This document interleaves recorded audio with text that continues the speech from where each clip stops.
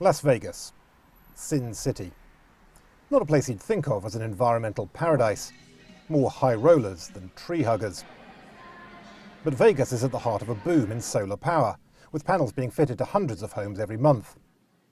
Solar panels today cost just a third of what they did 6 years ago. Home installation companies such as Sunrun and Solar City, helped by tax credits and favourable regulations, have opened up a huge new market.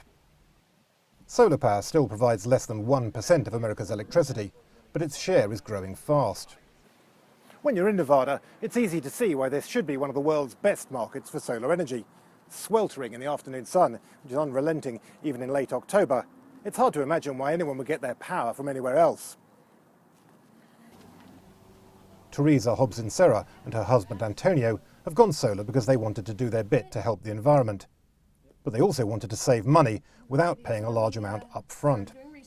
As soon as we found out that we can do it without having to put a whole bunch of money down, we went ahead and looked at a couple of companies. Was not putting money down at the beginning important to you? Is that a... It was for us because we didn't have savings, not for anything like this. And $30,000 is a lot of money to come up with on the spot.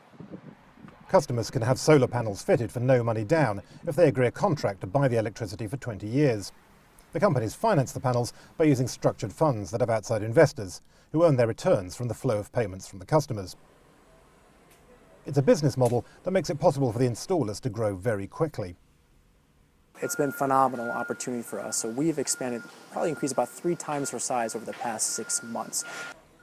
As the rooftop solar business has grown, though, its relationship with NV Energy, the existing power supplier in Nevada, has become strained. Dwayne McCormick says he saved almost $270 so far this year. That's about 23% of his electricity bill by going solar. It's incredible. How do you explain to somebody the fact that nothing changes? You absolutely have no change in your household. Your light switches, you flip them on, you turn them off. Everything is just as it was. It's just that when the sun shines, you're making electricity. Under what's known as net metering, customers also get to sell any excess power they have back to the grid at the same price that they pay. The solar companies say NV Energy is in no hurry to send its engineers around to approve systems so they can be switched on. So I have a second meter here that has been sitting here for 3 months waiting to be approved by the utility to be turned on. Even though I have everything in place already, I still have to sit here and wait, all while I'm losing money.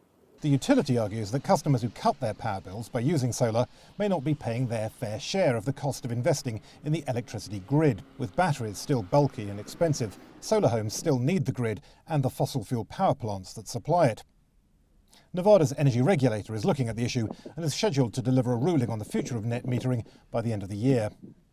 The cheapest solar power comes not from panels on people's houses, but from huge fields like the Moapa project being built by First Solar in the Mojave Desert north of Las Vegas.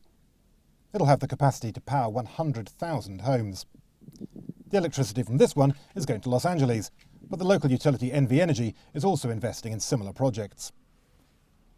The Moapa plant is typical of the large solar fields now springing up across the US Southwest. When completed, it'll cover more than 1,000 acres, have more than 3 million individual solar modules, and have a capacity of 250 megawatts, enough to power more than 40,000 homes.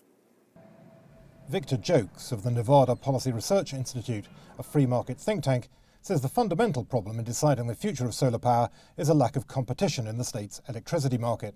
And so if we had a system set up where there's more competition, where there's more providers, consumers could find the provider that offers the things that meets their needs the best, instead of just having a one-size-fits-all system.